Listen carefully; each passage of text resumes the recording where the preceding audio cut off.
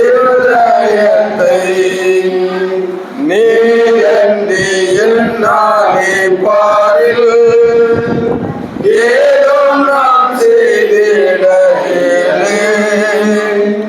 சென்றீரே மழுவாது என்னை காத்தவன் மடிவில்லை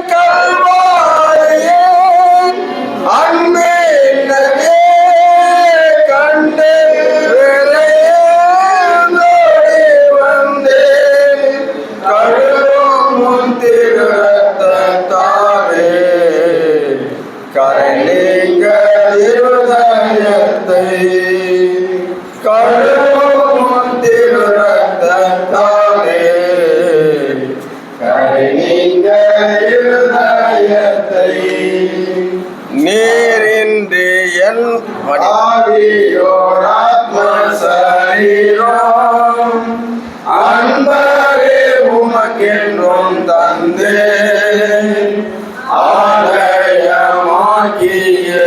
இப்போ ஆசீர்வதித்தருளும்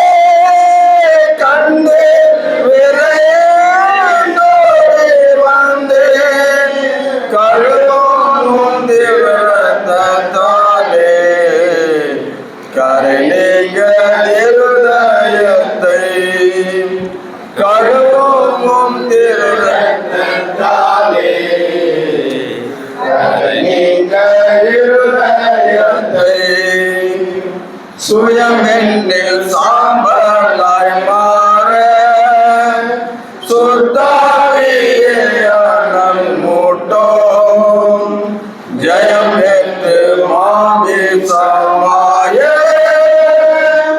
தேவாருள் செய்குவே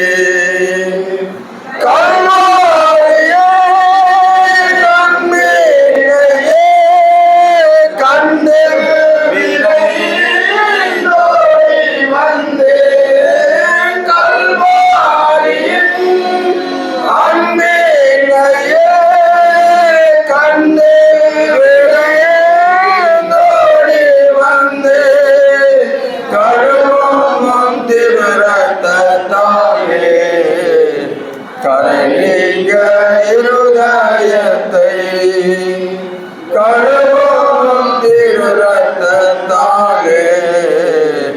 கரணிக இருதயத்தை பொன்னையும் பொருளையும் விரும்பே மண்ணின் வாழ்வையும் வெறுத்தே மன்னவன் இயேசுவின் சாயல் என் நீளத்தில் வந்ததால்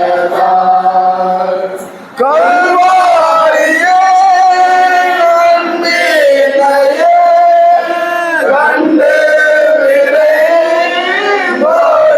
வந்தேன் கல்வாரியே அன்பினையே கண்டு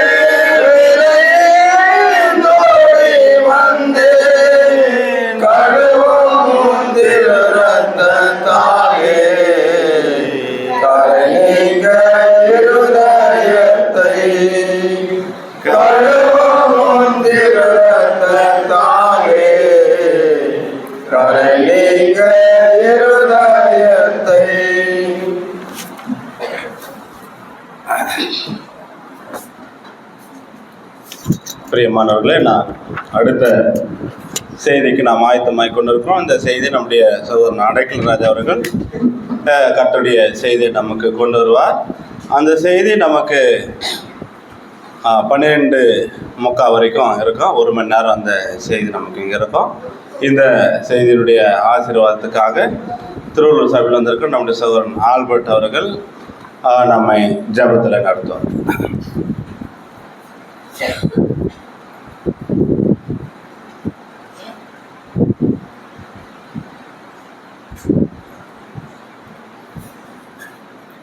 நாம் ஜெபிப்போம். மகா இரக்கமும் பரிசுத்தம் நிறைந்த எங்கள் பரமபிதாவே, ஆண்டவரே, இந்த காலை வேளையில் ஆண்டவரே இம்மட்டுமா ஆண்டவரே எங்களை வழிநடத்தி வருகிறதுக்காக நன்றி செலுத்துகிறோம். ஆண்டவரே ஆண்டவரே, இப்பொழுதும் கூட ஆண்டவரே நம்முடைய வேத வசனங்களை ஆராய்ந்து பாருங்கள். அவைகளால் நித்திய ஜீவன் உண்டு எண்ணுகிறீர்களே, என்னை குறித்து சாட்சி கொடுப்பது அவைகளே என்று சொல்கிற வண்ணமாக ஆண்டவரே நாங்கள் வேத வாக்கியங்களை ஆராய்ந்து கற்றுக்கொள்ள இதாம் ஆண்டே பரலோகத்திலிருந்து அதற்கான கிருபையில் தர வேண்டுமாய் நாங்கள் கெஞ்சி மாட்டாலும் நன்மை செய்யும். ஆண்டவரே உங்களுடைய கண்களில் ஆண்டவரே எங்களுக்கு கிருபை கிடைக்கட்டும். ஆண்டவரே ஆமாம் ஆண்டவரே, நாங்கள் வேத வாக்கியங்களை நாங்கள் ஆராய்ந்து பார்க்கிறது மாத்திரம் அல்ல ஆண்டவரே, அதன்படி ஆண்டவரே நடக்கிறவர்களாய் நாங்கள் இருக்க ஆண்டவரே கிருபை பாட்டும் உதவி செய்யும். ஆண்டவரே ஆமாம் ஆண்டவரே, திருவசனத்தை கேட்கிறது மாத்திரமல்ல, அதன்படி செய்கிறவர்களாய் நாங்கள் இந்த உலகத்தில் மாறும்படியான கிருபைகளை பரலோகத்தில் இருந்து ஆண்டவரே ஒவ்வொரு குடும்பத்தாருக்கும் நீதாம் ஆண்டவரே கொடுத்து வழிநடத்த வேண்டுமாய் நாங்கள் ஒவ்வொருவரும் ஆண்டவரே ஆவிக்குரிய காரியங்களில் கட்டப்பட ஆமாண்டவரே நாங்கள் நல்ல நேரத்தில் விதைத்த விதையை போல ஆண்டவரே 30, 60, 100 ஆண்டவரே பறந்துகிற மகனாய் மகளாய் நாங்கள் இந்த உலகத்தில் வாழும்படியான கிருபையை நீதாம் ஆண்டு வரும் காலங்களில் கொடுத்து உதவி செய்ய வேண்டுமாய் நாங்கள் கெஞ்சி மாடால் நன்மை செய்ய மாட்டவரே. நம்முடைய செய்தி கொடுக்குற சகோதரன் நம்முடைய கருத்தில் ஒப்படைக்கிற மாட்டே வாக்கு வல்லமை எல்லாவற்றையும் நீதாம் ஆண்டு எங்களுக்கு தேவையான வார்த்தைகளை தந்து வழிநடத்தும் உதவி செய்ய மாட்டேன். வெள்ளவனங்கள் எல்லாவற்றையும் ஆண்டு கொள்ளும் ஆண்டவரே. இவை எல்லாவற்றையும் அருமைச்சராகிய இயேசு கிறிஸ்துவின் இனிய நாமத்திற்கு எங்கள் ஜீவனில் நல்ல பிதாவே, ஆமென்.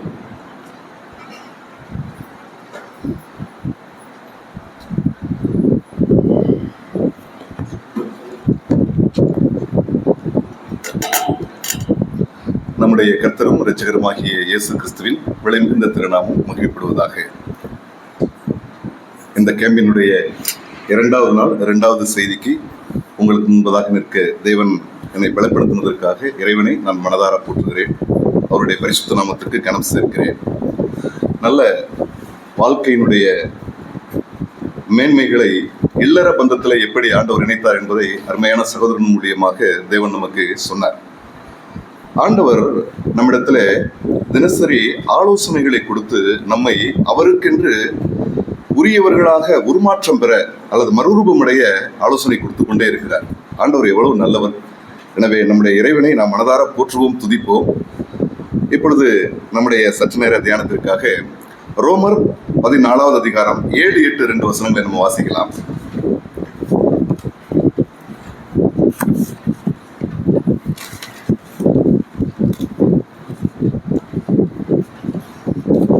பதினாலாவது அதிகாரம் 7, 8. நம்மில் ஒருவரும் தனக்கென்று பிழைக்கிறதும் இல்லை, ஒருவனும் தனக்கென்று மறிக்கிறதும் இல்லை. நாம் பிழைத்தாலும் கர்த்தருக்கென்று பிழைக்கிறோம், நாம் மறித்தாலும் கர்த்தருக்கென்று மறிக்கிறோம். ஆகையால் பிழைத்தாலும் மறித்தாலும் நாம் கர்த்தருக்காக இருக்கிறோம். கர்த்தருக்கு ஸ்தோத்திரம். இந்த 14வது அதிகாரத்துல 6, 7, 8 இந்த 3லையும் பாத்தீங்கன்னாக்க ஒரு வார்த்தை திரும்ப திரும்ப நமக்கு வருகிறது. கர்த்தருக்கென்று, கர்த்தருக்கென்று, கர்த்தருக்கென்று என்று. எனவே நான் வாழ்ந்தாலும் கர்த்தருக்கென்று வாழ்ந்து கொண்டிருக்கிறேன், நான் மரித்தாலும் கர்த்தருக்கென்று மரிக்கிறேன்.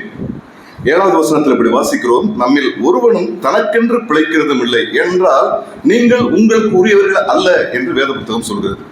நான் எனக்குரியவன் அல்ல.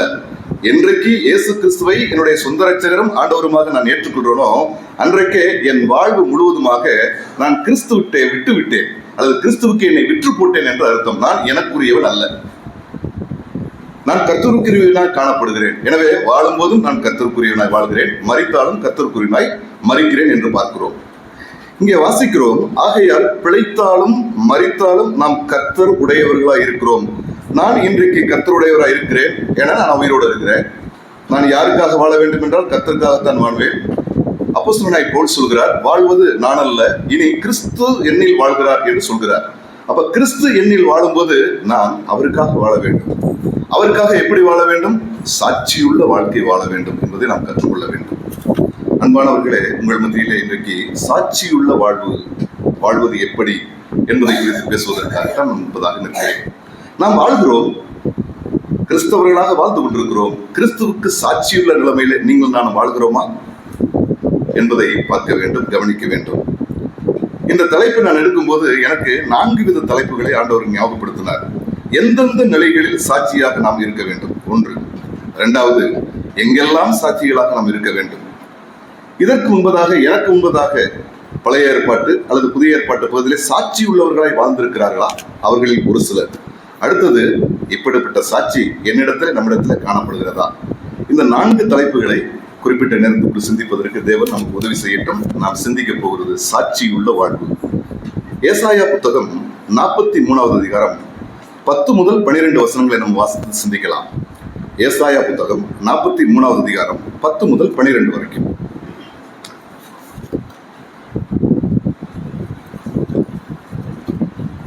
நானே அவர் என்று நீங்கள் உணர்ந்து என்னை அறிந்து விசுவாசிக்கும்படிக்கு நீங்களும் நான் தெரிந்து கொண்ட என் தாசனும் எனக்கு சாட்சிகளாய் இருக்கிறீர்கள் என்று கர்த்தர் சொல்கிறார்.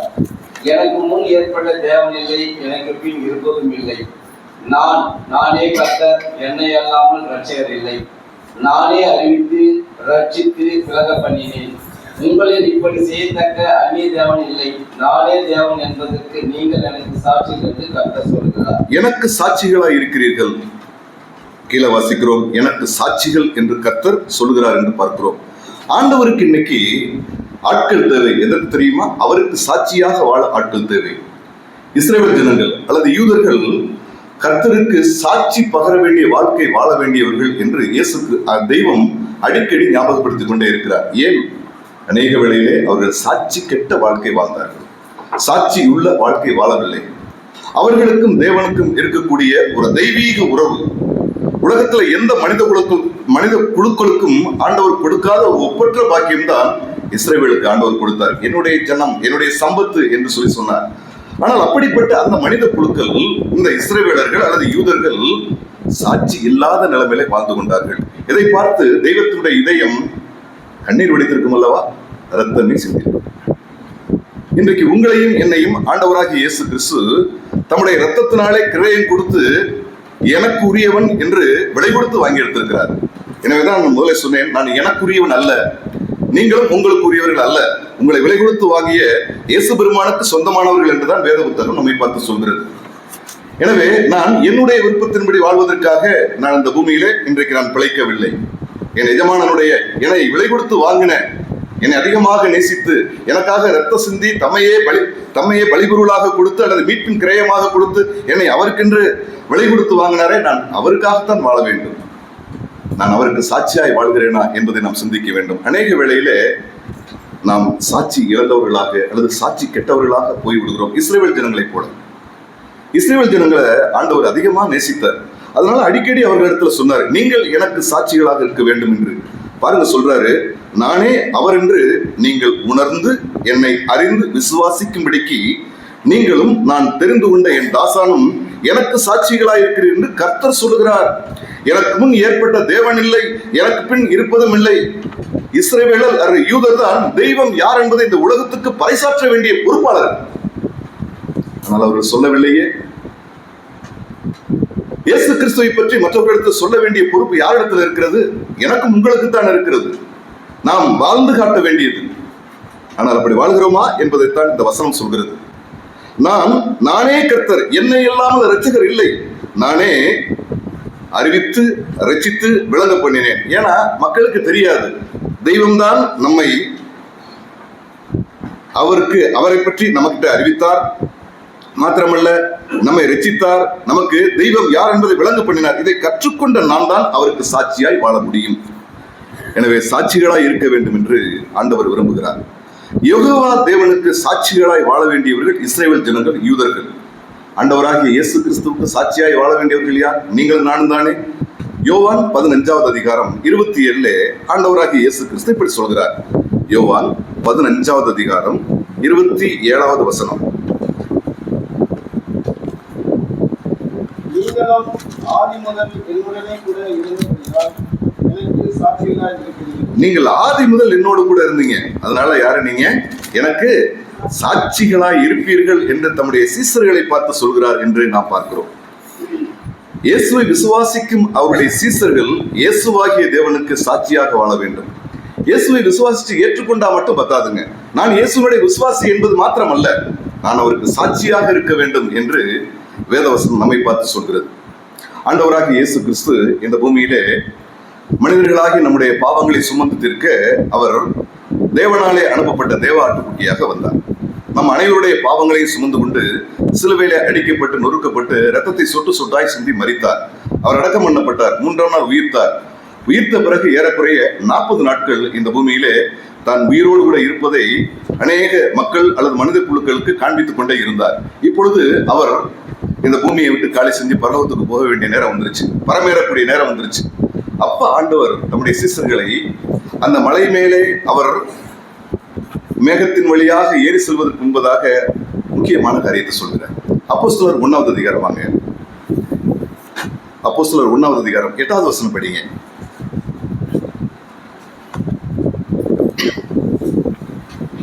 பரிசுத்த ஆவி உங்களிடத்தில் வரும்போது நீங்கள் பலனடைந்து எருசலேமிலும் யூதா முழுவதிலும் சமாரியாவிலும் பூமியின் கடையாந்தரமும் எனக்கு சாட்சிகளாக இருப்பீர்கள் என்றார். ஆண்டவர் இயேசு கிறிஸ்து இப்பொழுது தன்னுடைய சீசர்களிடத்துல முக்கியமான விஷயத்தை சொல்லிட்டு அவர் பரமேற போறார். என்ன விஷயம்னா, எனக்கு சாட்சிகளாக இருப்பீர்கள் நீங்கள். இப்போ உங்களுக்கு பலன் இல்லாமல் இருக்கிறீர்கள். ஏனென்றால் என்னை பிடித்து அடித்து நொறுக்கி ரத்த சிந்தி மறிக்க வைத்து என்னை துன்பப்படுத்தினதை பார்த்து நீங்க மனதுல ரொம்ப பய உணர்வோடு கூட இருப்பீங்க. அடுத்தது நான் தான் அப்படிங்கிற இந்த உங்களுக்கு என்ன வரும்?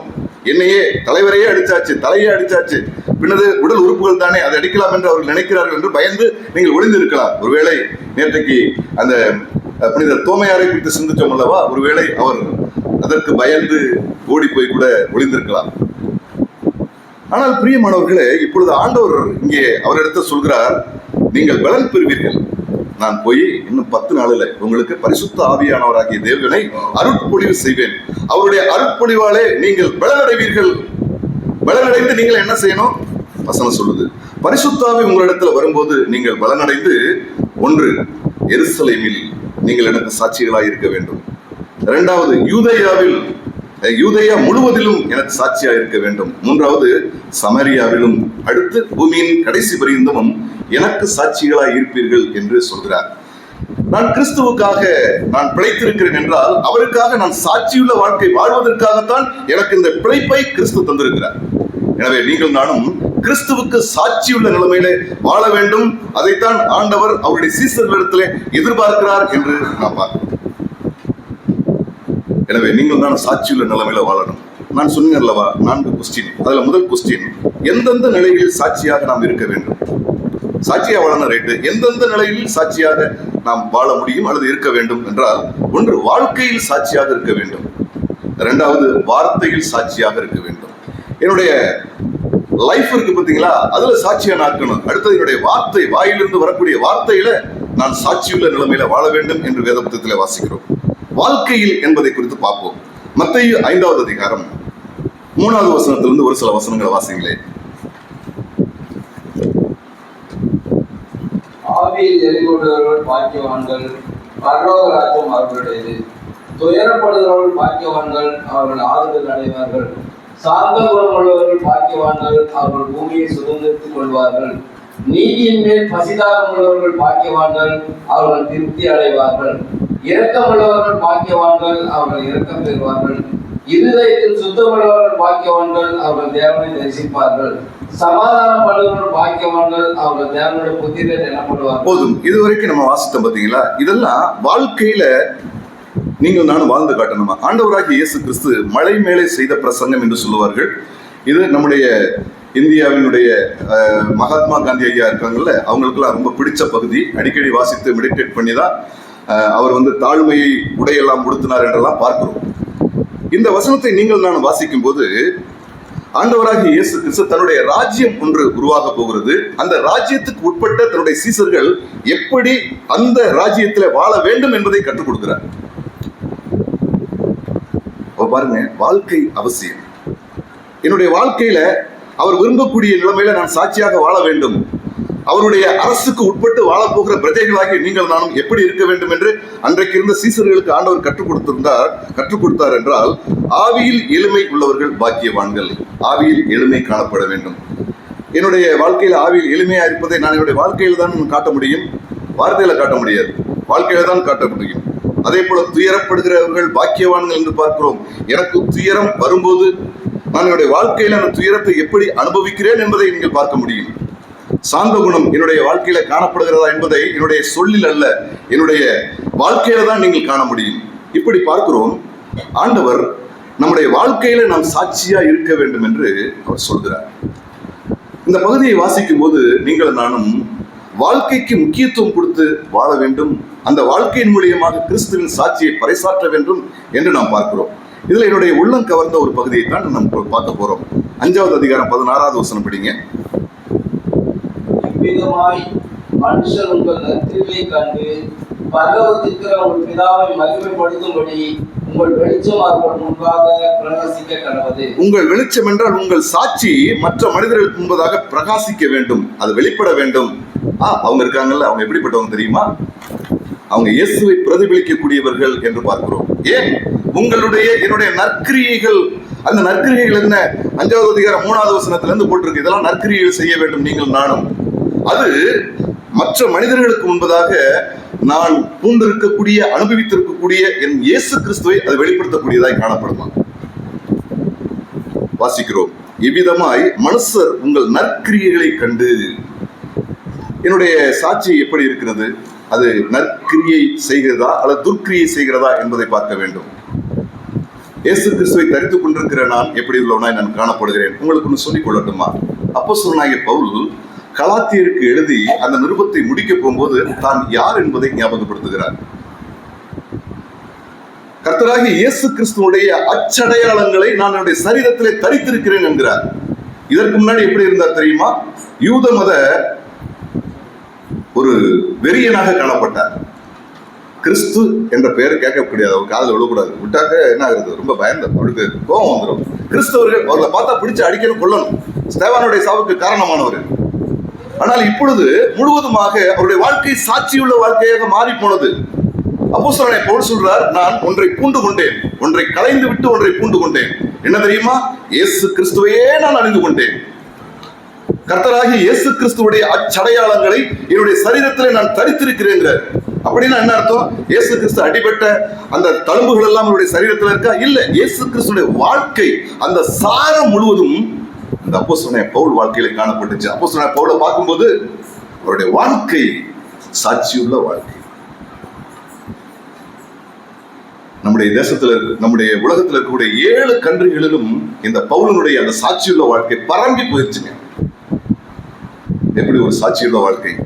அதான் நீங்க வாசிக்கிறோம். மனுஷர் உங்கள் நற்கிரியைகளை கண்டு, உங்களுடைய செயல்பாடுகளை கண்டு.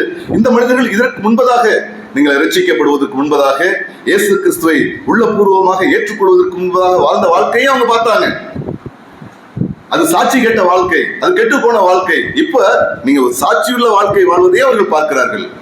மனுஷர் உங்கள் நற்கிரியைகளை கண்டு பரலோகத்தில் இருக்கிற உங்கள் பிதாவை மகிமைப்படுத்தும்படி உங்கள் வெளிச்சம் அவர்கள் முன்பாக பிரகாசிக்க கடவுது என்று சொன்னதாக வேத புத்தகத்திலே வாசிக்கிறோம்.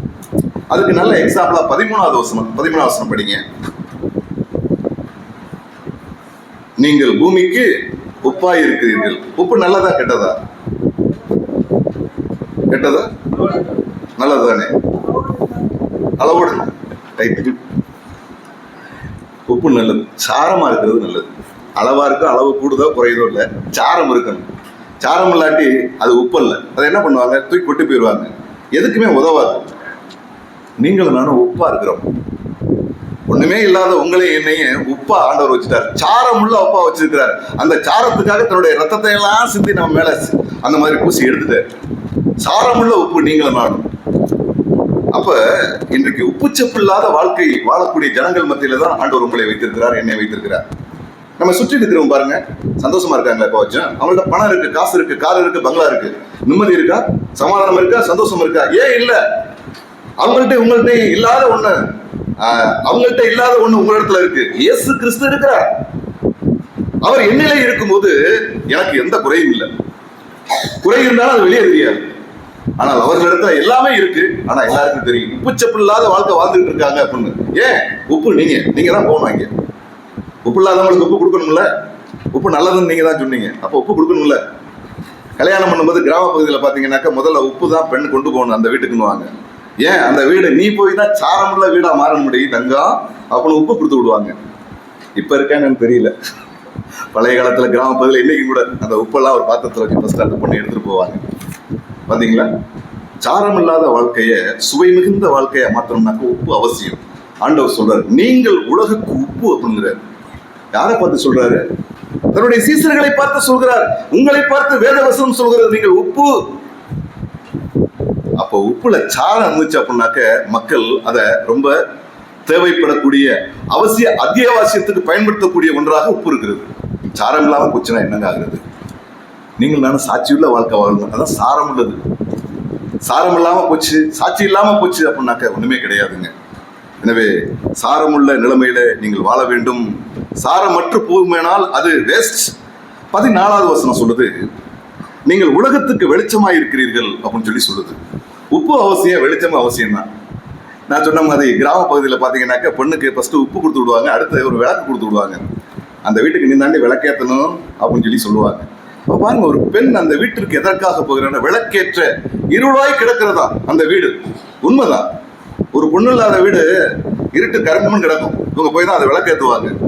இப்ப விளக்கேற்றணும் அப்படிங்கிறாங்க. பாருங்களேன், இந்த இருள் நிறைந்த, இந்த பாவ இருள் நிறைந்த உலகத்துக்கு ஆண்டவர் உங்களை என்ன எப்படியா வச்சிருக்கிறாரா? அந்த 14வது வசனம் படிங்க. நீங்கள் உலகத்துக்கு வெளிச்சமாய் இருக்கிறீர்கள். அன்பானவர்களே, ஆண்டவராகிய இயேசு கிறிஸ்து ஒரு முறை தன்னுடைய சீசர்களை பார்த்து சொன்னார், I am the light of the world அப்படின்னாரு. அப்படித்தானே சொன்னாரு. நானே உலகின் ஒளினாரு. ஆனா தனக்கு இருக்கக்கூடிய அந்த அந்த வல்லமையை தானே வச்சுக்காம இப்ப தன்னுடைய சீசர்கிட்ட கொடுக்கிறார். You are the light of the world அப்படிங்கிற. எப்படிங்க அந்த பதவியை, அந்த உரிமையை விட்டு கொடுக்க எப்படி ஆண்டவருக்கு மனசு வந்துச்சு? அதுதான் தேவனுடைய அன்பு. எனக்கு இருக்கக்கூடிய எல்லாமே நான் உங்களுக்கு தர்றேன். You are the light of the world அப்படிங்கிற. நீங்க தான் இந்த உங்கள் அருகாமையில் இருக்கக்கூடிய இருள் நிறைந்த, பாவ இருள் நிறைந்த உங்களுடைய தோழிகளுக்கு, உங்களுடைய நண்பர்களுக்கு அந்த இருளிலிருந்து விலகி செல்லக்கூடிய வழியை சொல்லக்கூடிய வெளிச்சம் நீங்க தான். எனவே வெளிச்சமுள்ள நிலைமையில நீங்கள் நானும் வாழணும். எனவே வாழ்க்கையில நீங்களும் நானும் இயேசு கிறிஸ்துவுக்காக வாழ்ந்து காக்க வேண்டும். உங்களுடைய நற்கிரிகளை கண்டு நீங்க உப்பா இருக்கும்போது, நீங்கள் வெளிச்சமா இருக்கும்போது, இன்னும் கூட நீங்க விளக்கு தண்டா இருக்கும்போது உங்களுடைய வாழ்க்கையிலிருந்து கிறிஸ்து வெளிப்படுவார். எனவே நீங்களும் நானும் எந்தெந்த நிலைகளில் சாட்சியாக வாழ வேண்டும்? வாழ்க்கையில் சாட்சியாக வாழ்ந்து காட்ட வேண்டும். என்னுடைய வாழ்க்கை சரியில்லைன்னு வச்சுக்கோங்களேன், அவ்வளவுதாங்க. என்னுடைய வாழ்க்கையில சாட்சி இல்லைனாக்க அதனால எந்த விதமான பலனுமே கிடையாது. 2வது வார்த்தையில் என்று பார்க்கிறோம். என்னுடைய வார்த்தை எப்படி இருக்கிறது? ரட்சிக்கப்படுவதற்கு முன்பதாக நான் பேசிய அதே வார்த்தைகளை இன்னைக்கு நான் பேசிட்டு இருக்கிறேனா? இல்லை, என்னுடைய வாழ்க்கையில சேஞ்சஸ் இருக்கா? ஒவ்வொரு நாளுமே நம்மை புதுப்பித்துக் கொண்டே இருக்கிறது இந்த வேத புத்தகத்தினுடைய வரிகளும் வார்த்தைகளும். நான் எப்படி இருக்கிறேன்? மார்க் 16வது அதிகாரம் 15-20 2 வசனங்கள்ல ஆண்டவர் இப்ப சொல்றாரு, நீங்க இதுவரைக்கும் பேசினதெல்லாம் போதும், ஆனா இனிமே நீங்க பேச வேண்டியது என்ன என்பதை சொல்லிக் கொடுக்கிறார் தன்னுடைய சீசர்களுக்கு. மார்க் 16:15-20 15வது வசனம் படிங்க. பின்பு அவர் அவர்களை நோக்கி, நீங்கள் உலகமெங்கும் போய் சர்வ சிருஷ்டிக்கும் சுவிசேஷத்தை பிரசங்கியுங்கள். ரட்சிக்கப்பட்ட மெய்யான விசுவாசியாகிய தேவனுடைய சீசர்களாய் மாறப்பட்ட நீங்கள் நானும் செய்ய வேண்டிய அல்லது பேச வேண்டியது என்ன? என்னுடைய வார்த்தையில நான் சாட்சி பகர வேண்டும். என்ன சொல்லணுங்க? சுவிசேஷத்தை பிரசங்கிங்கள் என்கிறார். சுவிசேஷத்தை பிரசங்கம் பண்றது எங்களுடைய சபையில இருக்கக்கூடிய மூப்பர்கள், எங்களுடைய சபையில இருக்கக்கூடிய ஊழியக்காரர்கள் என்றுதான் நீங்க நினைக்கிறீங்களா? இல்ல. நீங்க ஒவ்வொருவரும் செய்ய வேண்டிய முக்கியமான வேலை சுவிசேஷம் அறிவித்தல். இயேசு கிறிஸ்துவை பற்றி மற்றவங்கள்ட்ட நீங்க ஷேர் பண்றீங்க பார்த்தீங்களா? இதுக்கு பேர் தான் சுவிசேஷம் அறிவித்தல் என்று அர்த்தம். இதை நீங்கள் நானும் செய்யணும், எல்லாருமே செய்யணும். அப்ப நான் எங்க திருச்சபையில சொல்லுவேன், எல்லாருமே ஊழியக்காரர்கள். ஒரு சிலர் தேவனாலே தெரிந்து கொள்ளப்பட்டு முழு நேரமாக நாங்கள் கர்த்தருக்கென்று ஊழியர் செய்கிறோம் என்று அவருடைய அழைப்பை பெற்று அவர்கள் தங்களை ஆண்டவருக்கென்று எழுதி கொடுத்து ஒப்பு கொடுத்து வந்திருக்கிறார்கள். ஆனால் ரட்சிக்கப்பட்ட ஒவ்வொரு மனுஷனும் அவர்கள் சுவிசேஷகர்கள். ஏன்? பாவத்திலே சாபத்திலிருந்து வாழ்ந்திருந்த என்னை மீட்பதற்காக இயேசு கிறிஸ்து தம்மைத்தாமே கிருபாதாரபடியாக ஒப்பு கொடுத்தாரு. செத்து உயிர்த்து மரத்துல இருக்கிறாரு, மீண்டும் வந்து என்னை கூட்டி போய் அங்கே நித்தியமான வாழ்க்கை தரப்போறாரு சொல்றதுதான் சுவிசேஷம். இதை சொல்றதுக்கு ஊழியக்காரர் மூப்பர்கள் மட்டுமல்ல, என்னுடைய பொறுப்பு. இங்க ஆண்டவர் சொல்றார், எனக்கு சீச்சர்களாய் நீங்கள் மாறி இருக்கிறீர்கள். என்னுடைய சீசர்கள் செய்ய வேண்டிய, பேச வேண்டியது என்ன? உங்களுடைய வார்த்தையின் மூலியமாக சாட்சி பகர வேண்டும். என்ன செய்யணும்? உங்களுடைய வார்த்தை என்னை பிரசங்கிக்கிற நான் உங்களுடைய கையிலே கொடுத்த அந்த சுவிசேஷத்தை அறிவிக்கக்கூடிய அந்த வாய்ப்புகளை தருகிறேன், அதை சொல்லுங்கிறார். ஒருவேளை ஆண்டவர் அந்த கட்டளை சொல்லாம போயிருந்தா இந்த சின்னமாப்பேட்டைக்கு இந்த சுவிசேஷம் வந்திருக்காது. அப்படிதானே பிரதர்? ஆண்டவர் அவன் கையில கொடுத்தாருல்ல, கையில கொடுத்தா சொல்றாரு பாருங்க. அந்த 16வது அதிகாரம் 15வது வசனத்துல அவர் அவர்களை நோக்கி, நீங்கள் உலகம் எங்கும் போய், சின்னமாப்பேட்டை உலகத்துல ஒரு பகுதி, இது சொன்னது எங்கே? இஸ்ரேல் தேசத்துல சொன்னது. ஆனால் இங்கே வந்திருக்கிறதே சௌர பாலராஜ் என்கிற தேவ ஊழியர் மூலியமாக இங்கு அறிவிக்கப்பட்டிருக்கிறதே. அதற்கு முன்பதாக இருக்கக்கூடிய அநேக தேவனுடைய தாசர்கள் இங்கே வேலை செய்திருக்கிறார்களே. பாத்தீங்களா? அவங்க வார்த்தையிலே சாட்சி உள்ளவர்களாக இருந்து அதை அறிவித்தார்கள். அந்த வார்த்தைக்கு சாரம் இருந்தது. அந்த வார்த்தையானது உங்களை இன்றைக்கு கிறிஸ்துவுக்குள்ளே வாழ வைக்கக்கூடிய சாட்சிகளாக கொண்டு வந்து நிறுத்திருக்கிறது. எனவே சுவிசேஷத்தை பிரசங்கிக்க வேண்டியது அவசியம். 2 கொரிந்தியர் 3வது அதிகாரம் 2வது வசனத்துல வார்த்தைங்கிறதுக்கு நிருபங்கள் என்கிற அந்த பெயர் கொடுக்கப்பட்டிருக்கிறது. 2 கொரிந்தியர் 3வது அதிகாரம் 2வது வசனம் படிங்க.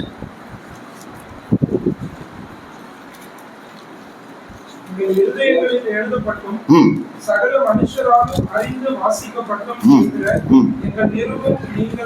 எங்கள் நிருபம் நீங்கள் தானே.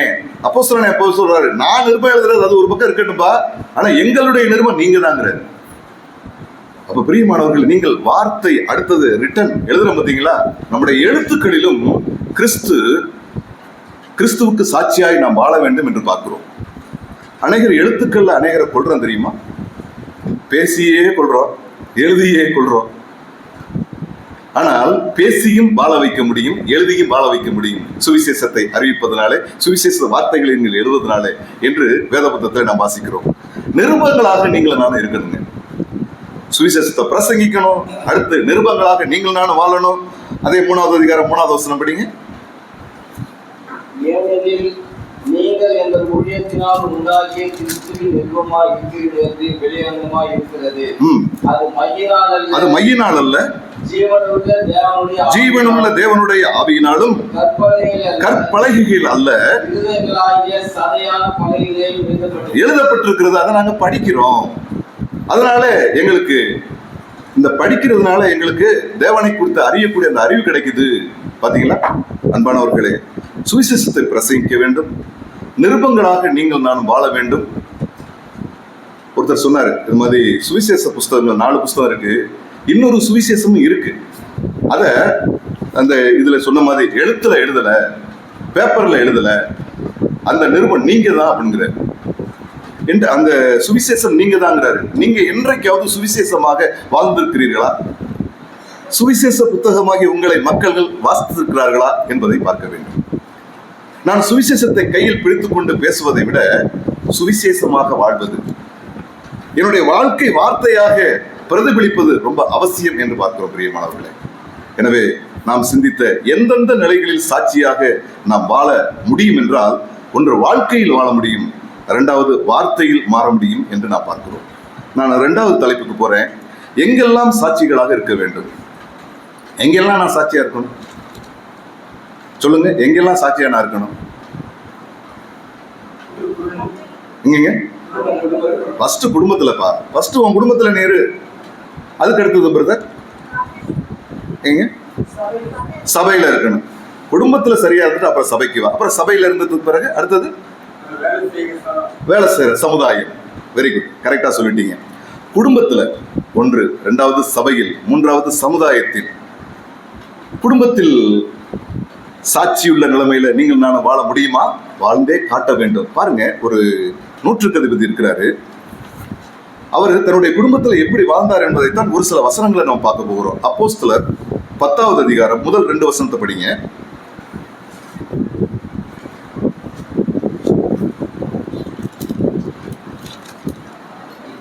பட்டணம் எனப்பட்ட பட்டாளத்திலே 100க்கு அதிபதியாக கொர்நேலியு என்னும் பேர் கொண்ட ஒரு மனுஷன் செசரியா பட்டணத்திலே இருந்தான். அவன் தேவ பக்தியுள்ளவனும் தன் வீட்டார் அண்ணனோடு தேவனுக்கு பயங்கரமாக இருந்து ஜனங்களுக்கு மிகுந்த தர்மங்களை செய்து எப்பொழுதும் தேவனை நோக்கி ஜெபம் பண்ணி கொண்டிருந்தார். இங்கே தேவபக்தி உள்ள ஒரு மனிதனாகிய இந்த கொர்நேலியு என்ற மனிதனை குறித்து நம்ம வாசிக்கிறோம். இந்த பகுதியை வாசிக்கும் போது அவன் ரட்சிப்பின் அனுபவத்துக்குள்ள வரல, ஆனா எல்லா குவாலிட்டியும் அவர்கிட்ட இருக்கு. ஆனா ரட்சிப்பின் அனுபவம் மாத்திரம் இல்லை. இவர் என்ன செஞ்சாரு அற்புதம் தான் நம்ம பார்க்க போறோம். 24வது வசனம் படிங்க. மறுநாளிலே செசரியா பட்டணத்தில் பிரவேசித்தார்கள். கொர்நேலியு தன் உறவின் முறையாரையும் தன்னுடைய விசேஷித்த சிநேகிதரையும் கூட வரவழைத்து அவர்களுக்காக காத்திருந்தான் என்று பார்க்கிறோம். இந்த கொர்நேலியு என்ன பண்கிறாருன்னா, தன்னுடைய குடும்பத்துல தன்னுடைய உறவினர்கள், தன்னுடைய குடும்பத்தார், இவர்களை எல்லாம் ஒரு முக்கியமான செய்தியை கேட்பதற்காக உட்கார வச்சிருக்கிறார். என்னன்னா, அப்போஸ்தலனாகிய பேதுரு இப்பொழுது இயேசு கிறிஸ்துவை குறித்து சுவிசேஷத்தை அறிவிக்க போகிறார். அதை இவங்க கேட்கணும். அதனால பாருங்க, இந்த குடும்ப தலைவராகிய கொர்நேலியு இவங்களெல்லாம் கூட்டி உட்கார வச்சிருக்கிறார். அடுத்து என்ன நடந்துச்சு? 33வது வசனம் பாத்தீங்கன்னாக்க, அந்தபடியே நான் உடனே உம்மிடத்தில் ஆள் அனுப்பினேன். நீர் வந்தது நல்ல காரியம். தேவனாலே உமக்கு கட்டளையிடப்பட்ட யாவையும் கேட்கும்படிக்கு நாங்கள் எல்லாரும் இப்பொழுது இங்கே தேவ சமூகத்தில் கூடியிருக்கிறோம். பேதுருவே, நீங்க வந்துட்டீங்க. நீங்க இப்ப கடவுள் என்ன சொல்றாரு அதை சொல்லுங்க. நாங்க கேட்கறதுக்கானதான் குடும்பமா என்னுடைய உறவின் முறையாரோடு கூட நான் உட்கார்ந்து இருக்கிறேன் அப்படிங்கிறார். குடும்பத்துல சாட்சி உள்ளவனா இருக்கணும். பாருங்க, இந்த கொர்நேலியு ஒரு தேவ மனிதனா இல்லாம, ஜெபிக்கக்கூடிய மனநிலைமை இல்லாம இருந்தா அவன் சொந்த பிள்ளை கூட அவன் சொன்னதை கேட்டிருக்காரு.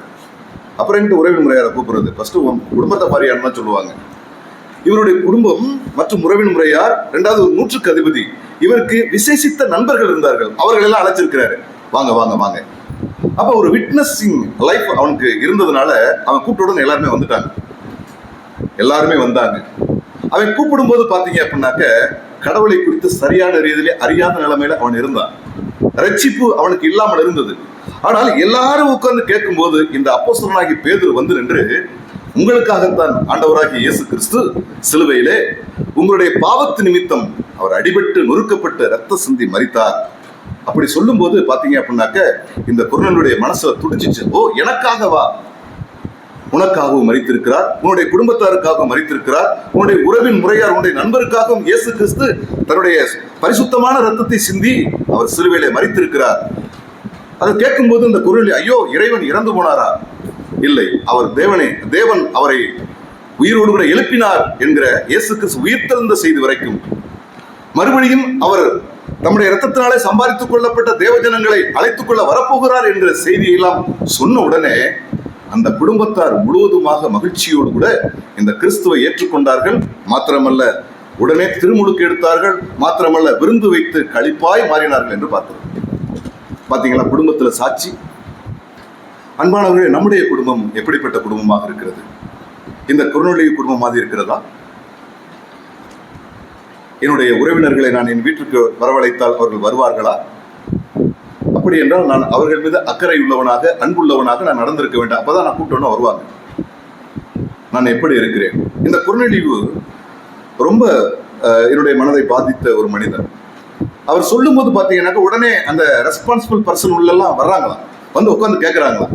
வேற வேலை இல்லை, கூப்பிடறான்ட்டு போகல, யார் வர்றாங்க, வந்து உட்காந்து அமைதியா கேட்கிறாங்க. எனவே முதலாவதாக குடும்பத்தில் நாம் சாட்சியாக இருக்க வேண்டும். எங்க குடும்பத்துல பாத்தீங்கன்னாக்க, நாங்க தான் முதலாவதாக ரட்சிக்கப்பட்டோம். நாங்க கத்தோலிக்க பின்னணியில வளர்ந்தவங்க. ஆனா கத்தோலிக்க பின்னணியில பிறந்து வளர்ந்திருந்தாலும் இந்து மார்க்கத்துல ரொம்ப அதிக ஈடுபாடு கொண்டவனாக காணப்பட்டேன். இந்து மார்க்கத்தை மட்டுமன்று நீங்கள் நினைக்க கூடாது, இஸ்லாமிய மார்க்கத்திலும் நான் அதிகமாக கவர்ச்சி உள்ளவனாக காணப்பட்டேன். இந்த ரமலான் மாதத்துல 40 நாட்கள் அவர்கள் எந்திரிச்சு, விடிய காலம் எந்திரிச்சு அவங்க சகர் வைப்பாங்க. 4 மணிக்குள்ள அவங்க தேவையானதெல்லாம் உண்டு விடுவார்கள். அதற்கு பின்பு இங்க இருக்கிற எச்சியை கூட அவங்க அந்த மாதிரி விழுங்கக்கூடாது. அந்த காரச்சி முதற்கொண்டு வெளியே அவங்க துப்பிடணும். கடுமையான தவம் இருப்பார்கள். அவர்களோடு கூட சேர்ந்து நான் இப்படியெல்லாம் இருந்தேன். இப்படியெல்லாம் இருந்த மனிதன் தான் நான். ஆனால் ஆண்டவராகிய இயேசு கிறிஸ்து மெய்யான தெய்வம் என்பதை நான் அறிந்து கொண்டு ஏற்றுக்கொண்ட பிறகு என்னுடைய குடும்பத்தார் என்னுடைய லைஃப் சேஞ்சிங்கை பார்க்கிறாங்க. என்னுடைய மனைவி பார்த்தாங்க, என்னுடைய மாமியார் பார்த்தாங்க, என்னுடைய மனைவியினுடைய சகோதரிகள், அவருடைய கணவன்மார்கள்லாம் பார்த்தாங்க. நாங்கள் ரட்சிக்கப்படுவதற்கு முன்பதாக பார்த்தீங்கன்னாக்க, கல்யாணமான புதுசுல எங்க வீட்டுக்கு வரக்கூடிய என் மனைவியினுடைய தங்கைகள்லாம் கூப்பிட்டு எந்த தியேட்டர்ல நல்ல சினிமா படம் நடக்குது அங்கெல்லாம் கூட்டி போகணும். ஆனால் ரட்சிக்கப்பட்ட பிறகு பார்த்தீங்க அப்படின்னாக்க, சபைக்கு கூட்டிட்டு போய்கிட்டே இருக்கிறோம். ஊழியக்காரர் கூட்டி வந்துட்டு அவங்களுக்கு பிரசங்கம் பண்ண சொல்லிக்கிட்டே இருக்கிறோம். இதெல்லாம் பார்த்தாங்க. குழம்பு போயிட்டார் ஒருத்தர், என் சகல ஒருத்தர் குழம்பி போயிட்டார். என்னென்ன போன திருப்பு வந்திருக்கையில பார்த்தீங்கன்னாக்க, நீங்க தியேட்டர் கூட்டி போனீங்க, இந்த திருப்பு எங்கே கூட்டு போறீங்க? அப்ப இருந்து அடைக்கல செத்து போயிட்டாயா? இப்ப இருக்கிறவன் புதுசு, அதனால புதுசு சொல்றதை கேளுங்க, அது உங்க லைஃப்ல நல்லா இருக்கும். நம்முடைய லைஃப் பாதிக்கப்படும் நம்முடைய குடும்பத்தார் மத்தியில. கர்த்தருக்கு ஸ்தோத்திரம். இன்றைக்கு ஒரு 25-27 பேர் ஆண்டவரை ஏற்றுக்கொண்டு ஆங்காங்க இருக்கிற நம்முடைய திருச்சபையில் ஐக்கியமாக இருக்கிறார்கள். 3 கர்த்தருடைய முழு நேர ஊழியர்கள் என்னுடைய குடும்பத்தில் இருக்கிறார்கள். குடும்பத்தில் சாட்சி வேணும். என்னுடைய குடும்பத்தில் சாட்சி இல்லைன்னா எப்படி?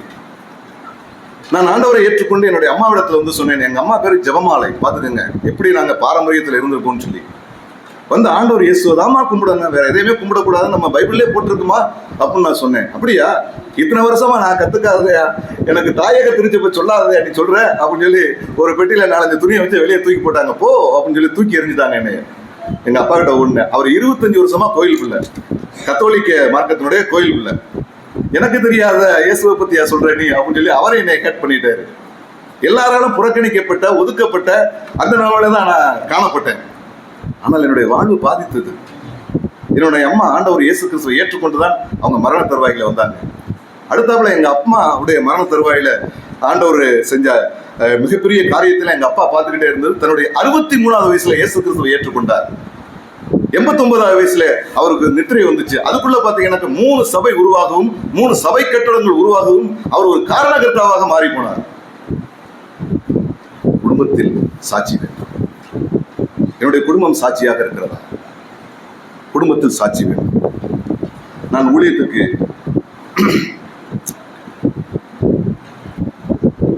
ஊரக வளர்ச்சி மற்றும் ஊராட்சித்துறை என்ற அரசு துறையில டெப்டி பிடிஓ என்ற ரேங்கில் நான் இருக்கேன். அப்பதான் ஆண்டவர் முழு நேர ஊழியத்துக்கு என்னை அழைக்கிறார். அப்பொழுது நான் அதை விட்டு வருகிறேன்.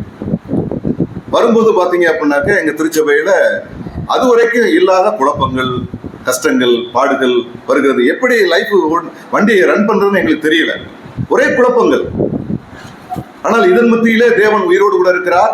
தேவன் அழைத்த அழைப்புக்கு அவர் உண்மையுள்ளவராக இருக்கிறார் என்பதை நம்பி நாங்க வந்து பயணம் செஞ்சுட்டு இருக்கும்போது என்னுடைய மூத்த மகனுக்கு அக்கவுண்ட்ஸ் ஆபீசர் போஸ்டிங் போட்டு சவுதி அரேபியாவில இருந்து ஒரு லெட்டர் வருது.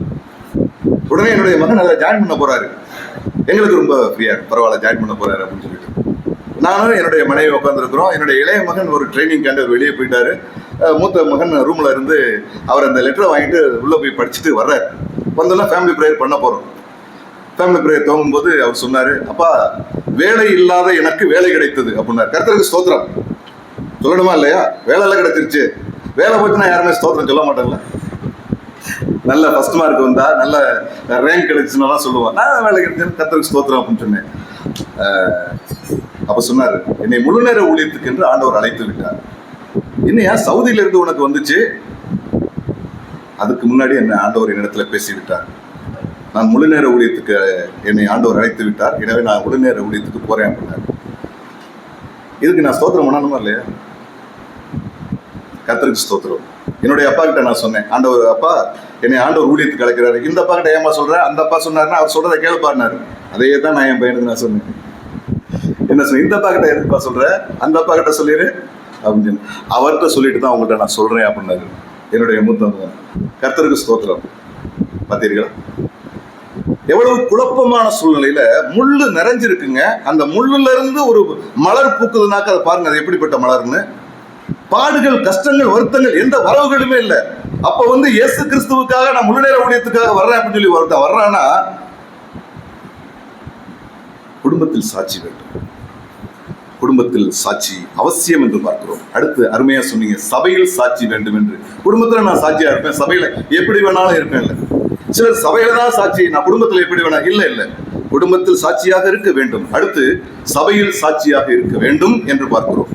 1 தீமோத்தேயு 3வது அதிகாரம் 15வது வசனத்துல இப்படி பார்க்கிறோம். 1 தீமோத்தேயு 3வது அதிகாரம் 15வது வசனம்.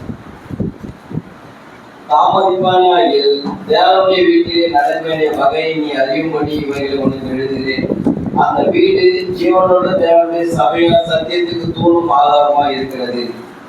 பாத்தீங்களா, இங்க நம்ம வாசிக்கிறோம், தேவனுடைய வீடு, உங்க வீடு இருக்கு.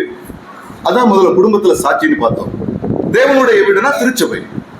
இது தேவன் இந்த இடத்தினுடைய தலைமை பீடத்தில் அமர்ந்திருக்கிறார். அவருக்கு கீழே தான் நீங்கள் நானும் இங்கே வருகிறோம், அமர்ந்திருக்கிறோம், அவரை ஆராதிக்கிறோம். இது தேவனுடைய வீடு, அது நம்முடைய வீடு.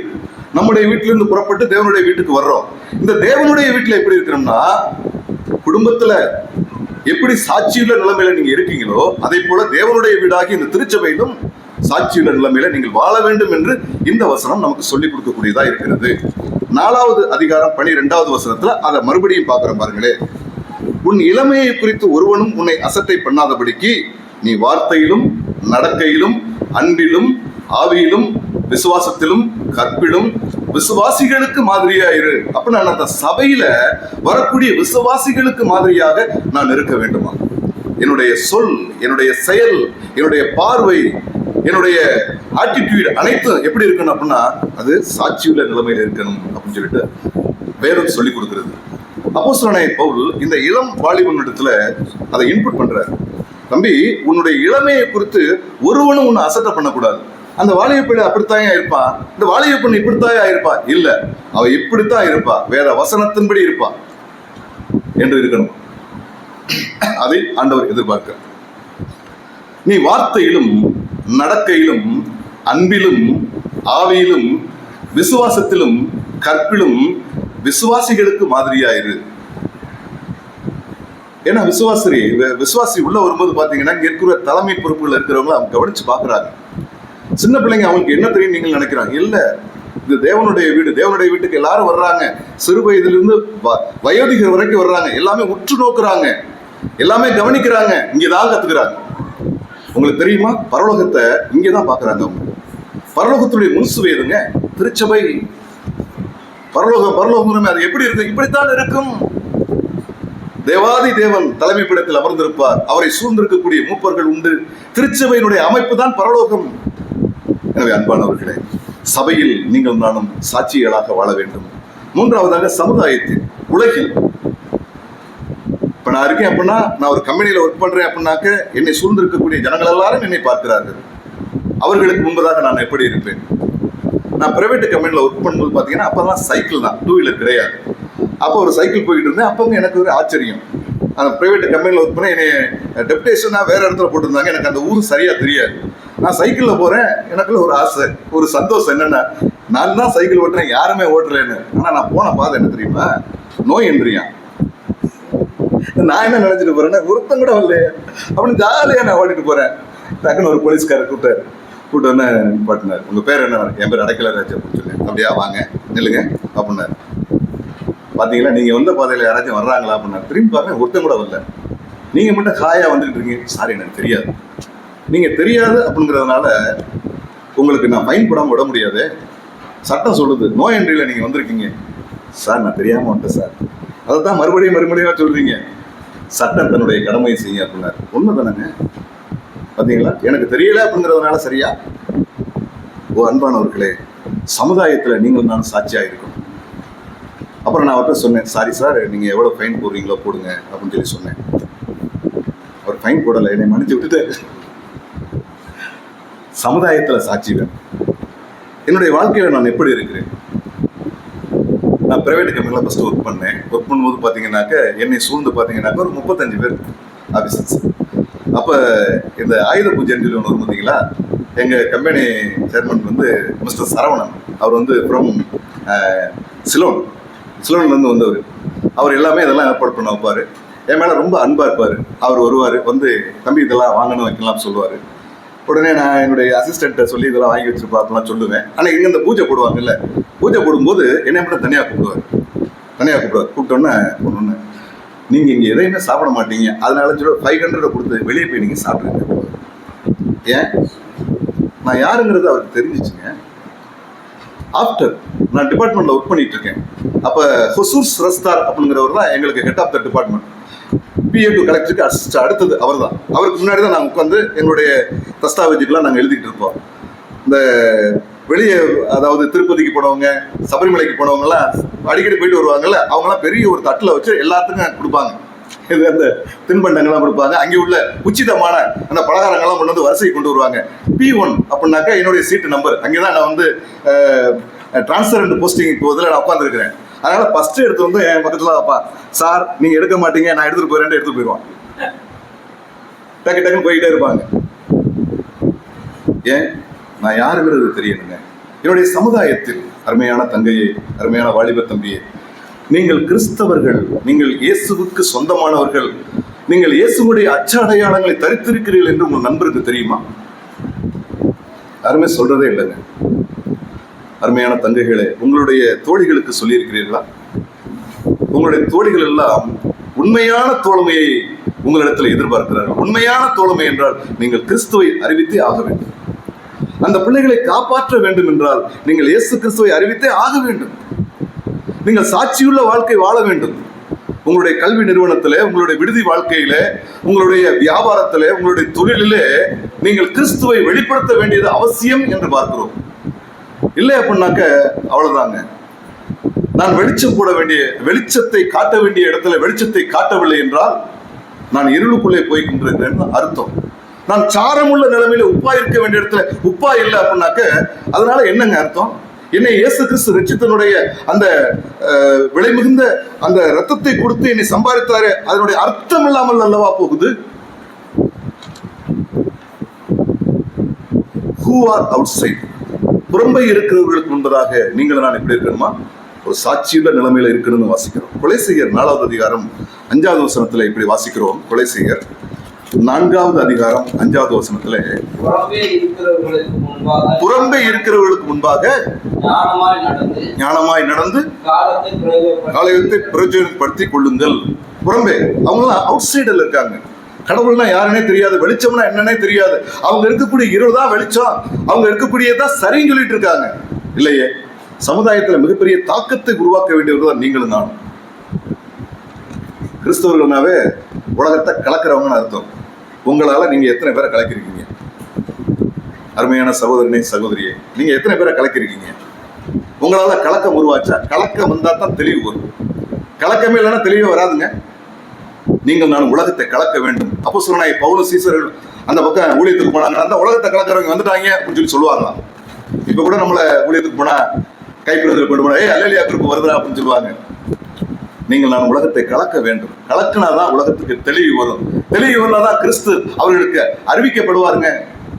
எனவே நீங்கள் நான் எப்படி இருக்கிறோம்? எங்கெல்லாம் சாட்சியாக இருக்க வேண்டும்? ஒன்று குடும்பத்தில், 2வது சபையில், 3வது சமுதாயத்தில் நீங்கள் நான் இருக்கிறோமா? அப்போஸ்தலர் 1வது அதிகாரம் 8வது வசனத்துல ஆண்டவர் இதை வலியுறுத்தி சொல்லியிருக்கிறார். அப்போஸ்தலர் 1:8 மறுபடியும் படிங்க.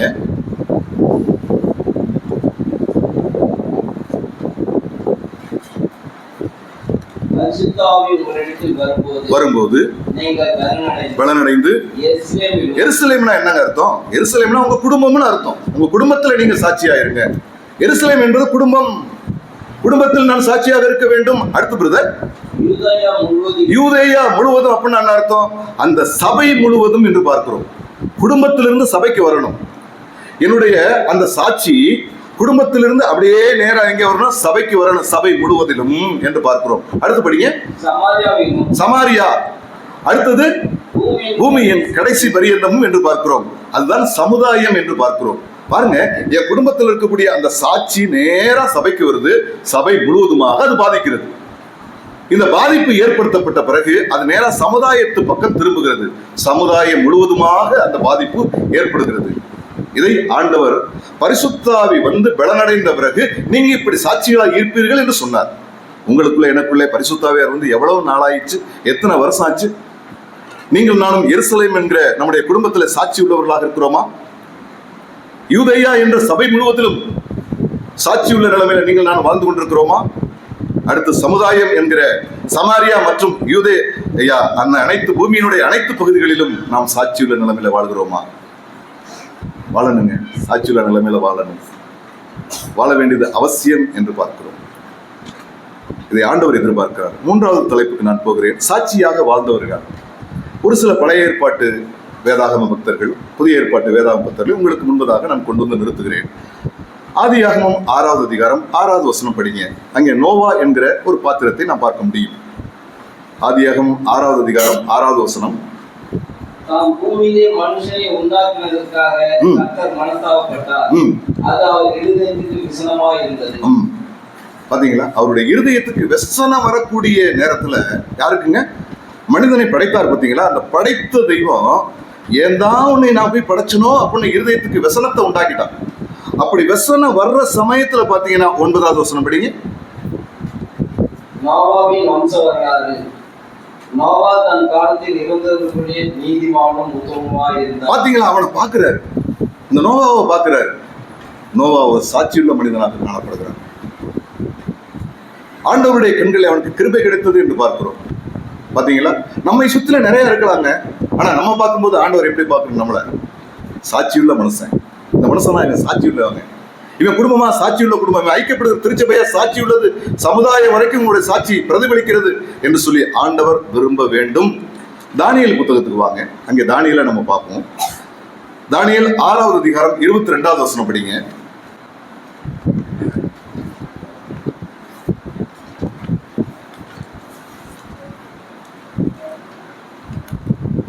சிங்கங்கள் என்னை சேதப்படுத்தாதபடிக்கு தேவன் தம்முடைய தூதனை அனுப்பி அவைகளின் வாயை கட்டி போட்டார். அதேனென்றால் அவருக்கு முன்பாக நான் குற்றமில்லாதவனாக காணப்பட்டு ராஜாவாக உங்களுக்கு முன்பாகவும் நான் நீதி கேடு செய்ததில்லை என்றார். இங்க சொல்றாரு, நான் ராஜா உமக்கு முன்னாடி நான் சாட்சியுள்ள நிலைமையில வாழ்ந்தேன், நீதி கேடு நான் செஞ்சதே இல்லைங்கிறாரு. இன்னைக்கு நீங்கள் நானும் ஒரு பிரைவேட் கன்சர்ன்ல ஒர்க் பண்றோம். நமக்கு மேல ஒரு ஹெச்ஓடி இருக்கிறாங்க. அவங்களுக்கு முன்னாடி நீங்கள் நானும் உண்மையுள்ளவர்களாக இருக்கிறோமா? மேலதிகாரம் இல்லாம எந்த தொழிலுமே கிடையாது. மேலதிகாரம் இருக்கத்தான் செய்யுது. ஒரு டிஸ்ட்ரிக்ட் எடுத்தீங்கன்னா அந்த டிஸ்ட்ரிக்ட்ல எம்பவர் யாருக்குனாக்க டிஸ்ட்ரிக்ட் கலெக்டருக்கு தான் இருக்கு. ஆனா அவருக்கு டைரக்டர் ஆஃபீஸ் இங்கே இருக்கு. ஏதாச்சும் ஒண்ணுனாக்கா அவங்க நைட்டு 12 மணிக்கு ஒரு மெசேஜ் கொடுத்தாங்கனாக்க விடிய காலம் வந்து நாங்க நிக்கணும், எல்லா ரெக்கார்ட்ஸையும் தூக்கிட்டு வரணும்னாங்க. பாத்தீங்களா? இப்படி மேலளவர்களுக்கு முன்பதாக கீழளவர்களாகிய நீங்கள் நான் எப்படி இருக்கிறோம்? நீதி கேடு செய்யாத நிலைமையில, அப்படின்னா அந்த சாட்சியுள்ள நிலைமையில இந்த தானியேல் பாருங்க, அவருக்கு இப்ப அப்பா அம்மா புத்திமதி சொல்வதற்கு கூட கிடையாது. அவருடைய ஆசாரியர்களும் கூட இல்லை. அவர் இப்ப ஒரு கைது செய்யப்பட்டு அயல் நாட்டிலே கொண்டு போய் சிறை கைதியாக வைக்கப்பட்ட ஒரு சிறை கைதி. ஆனா அரசு உத்தியோகம் பார்க்கிறார். அவர் வந்து எப்படி இருந்தாருனாக்க நீதிகேடு செய்யாதவராக காணப்பட்டார் என்று பார்க்கிறோம். இதுதான் சாட்சியுள்ள வாழ்க்கை. நீங்க அரசு துறையில பணியாற்றினாலும் அல்லது வந்து பொதுத்துறையில பணியாற்றினாலும் அல்லது பிரைவேட் துறையில நீங்க பணியாற்றினாலும் நீதிகேடு செய்யாத நிலைமையில நான் சாட்சியுள்ள நிலைமையில வாழ்க்கையை நடத்துகிறேனா, வேலை செய்கிறேனா என்பதை காண்பிக்க வேண்டும். நான் போயிருக்கேன் அநேக கம்பெனிகளில். எங்கள் சபையிலோட பிள்ளைங்களாம் வேலை செய்யும்போது, உங்கள் பிள்ளைங்களாங்க ரொம்ப நல்ல பிள்ளைங்க, நல்லா அருமையாக வேலை செய்கிறாங்க, ரொம்ப கவனமாக வேலை செய்வாங்க, பொறுப்பாக வேலை செய்வாங்க, நாங்கள் இருக்கணுங்கிற அவசியம் இல்லாமல் வேலை செய்வாங்க அப்படின்னாங்க. இதை கேட்கறதுக்கு சாட்சி நல்லா இருக்கு. பார்த்தீங்களா? தானியேலுடைய வாழ்க்கையில் அது காணப்பட்டுச்சு. எனவே தானியேல் சாட்சியாக வாழ்ந்தார் என்று பார்க்கிறோம். யோபு புத்தகம் 1 அதிகாரம் 1 வசனம் அவரை பற்றி சாட்சி சொல்லி முடிச்சிருது. யோபு 1வது அதிகாரம் 1வது வசனம் படிங்க.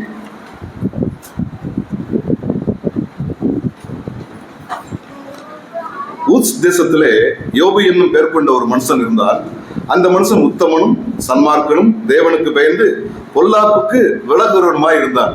இந்த சாட்சி நம்முடைய வாழ்க்கையில காணப்படுதா? அந்த மனுஷன் உத்தமன், என்னை பார்த்து சொல்லணும். அடுத்து சன்மார்க்கன், தேவனுக்கு பயந்து பொல்லாப்புக்கு விலகுறவனுமாய் இருப்பான். இப்ப பார்த்தாலும் கடவுள் கடவுள்னு இருப்பாருங்க. அவர் சாமியாரோ அப்படின்னு சொன்னாலும் பரவாயில்ல, நீங்க உத்தமத்திலிருந்து கொஞ்சம் கூட தவறக்கூடாது. உத்தமனாக நீங்கள் நான் இருக்க வேண்டும் என்று ஆண்டவர் அழைக்கிறார். ஆண்டவர் இயேசுக்கு ஒரு பேர் உத்தமர் என்று அர்த்தம். அந்த உத்தமன் பெத்து போட்ட பிள்ளைனா, உத்தமன் தன்னுடைய சுயரத்தத்தினால சம்பாதித்து விலை கொடுத்து வாங்கின பிள்ளைனா, என்னுடைய வாழ்க்கையில் உத்தமம் இருக்க வேண்டுமே. உத்தமனுக்கு யார் துணை?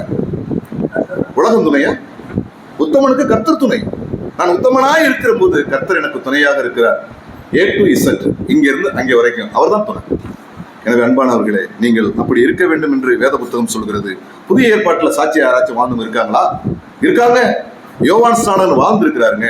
பாருங்க, யோவான் 5வது அதிகாரம் 35வது வசனம் படிங்க. 5வது அதிகாரம் 35வது வசனம்.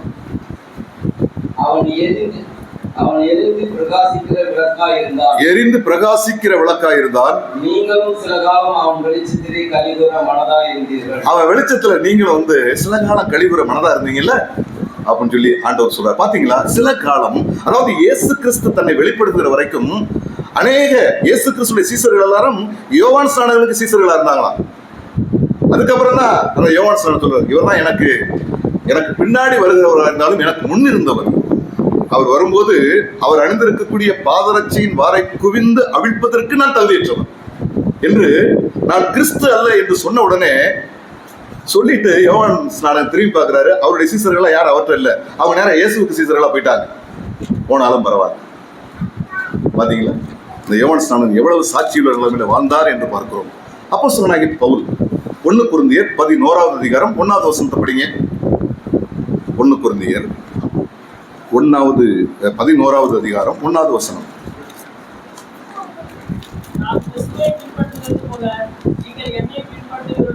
கர்த்தருக்கு ஸ்தோத்திரம். அநேகர் சொல்லக்கூடிய ஸ்டேட்மெண்ட் என்ன தெரியுமா? என்னைய பார்க்காதயா, நான் காமிக்கிற ஆண்டவரை பாரியா, அப்படிதான் சொல்லுவாங்க. அப்படிதான் பிரதர். ஆனா ஆண்டவரை நான் கண்ணால பார்க்க முடியாது, உங்களை பார்க்கலாம். ஆண்டவரை பத்தி பேசுகிற, ஆண்டவருக்காக சாட்சியா வாழ்கிற உங்களை நான் பார்க்கணும். பார்த்தீங்களா? அப்போஸ்தலனாகிய பவுல் மட்டும்தான் சொன்னாரு, நான் கிறிஸ்துவை பின்பற்றுவது போல என்னை பின்பற்றுங்கிற. அப்படின்னா என்னங்க அர்த்தம்?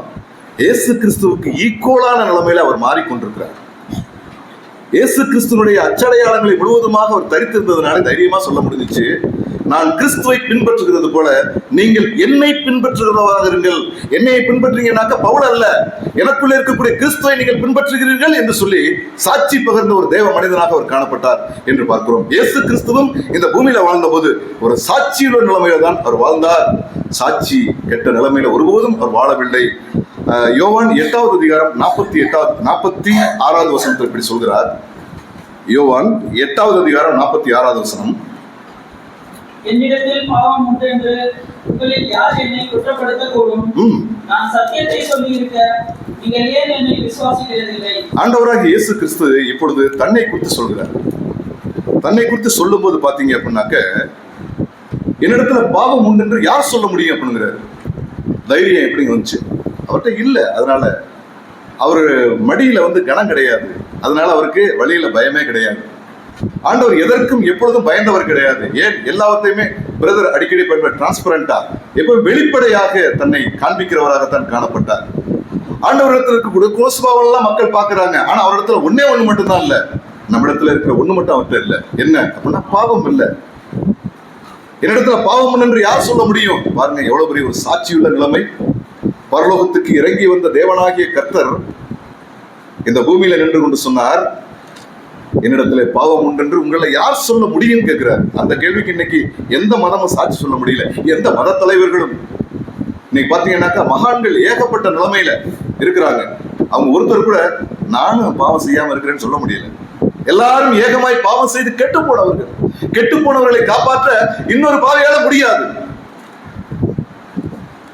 நான் ஜாமீன் எடுக்கணும் அப்படின்னாக்க என் பேர்ல எந்த குற்ற இதுவும் இருக்கக்கூடாது. அப்பதான் நான் உங்களுக்கு ஜாமீன் கொடுக்க முடியும். என் மேல 1008 குற்றம் இருக்க, என்னை நான் ஜாமீனாக எடுக்க முடியாது, உங்களுக்கு ஜாமீன் கொடுக்க முடியாது. இப்படித்தான் மனித சமுதாயம் இருந்துச்சு. ஆனால் ஆண்டவராகிய இயேசு கிறிஸ்து எல்லாருக்கும் ஜாமீன் போட வந்தார். அவரிடத்துல ஒரு குற்றம் இல்லை, அவரிடத்துல பாவம் இல்லை. அதனால தைரியமா சொன்னார். எவ்வளவு பெரிய விட்னஸ் பாத்தீங்களா? அன்றைக்கு இந்த யூதர்கள் ஆண்டவரை அடிக்கணும்னு கல் எடுப்பாங்க. ஆண்டவர் இப்படி துணிஞ்சுன்னு சொல்லுவார், என்னிடத்துல பாவம் என்று யாரு தெரியும் அப்படின்னு போயிடுவாங்க. இன்னொரு முறை இப்படி கேட்பார், உங்களிடத்துல முதலாவது யார் இடத்துல பாவம் இல்லைங்கிறீங்களோ அவங்க கல்லெடுத்து தெரிப்பா அப்படின்னா போய்கிட்டே இருப்பாங்க. அன்பானவர்களே, நீங்களும் நானும் சாட்சியாக வாழ வேண்டும் என்று பார்க்கிறோம். நீதிமொழிகள் 14வது அதிகாரம் 25வது வசனத்துல அருமையான வசனங்க. நீதிமொழிகள் 14வது அதிகாரம் 25வது வசனம் படிங்களே.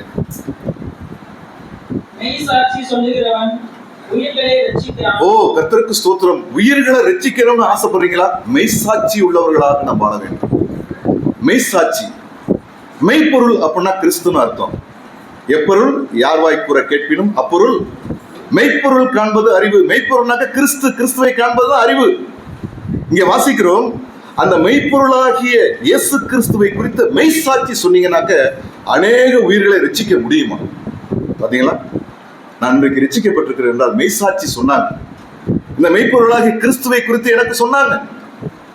அந்த சாட்சியை நான் பார்த்ததுனாலே, நான் அதை விசுவாசித்ததுனாலே இன்றைக்கு அந்த மெய்ப்பொருளாகிய கிறிஸ்துவை என்னுடைய தெய்வமாக ஏற்றுக்கொண்டிருக்கிறேன்.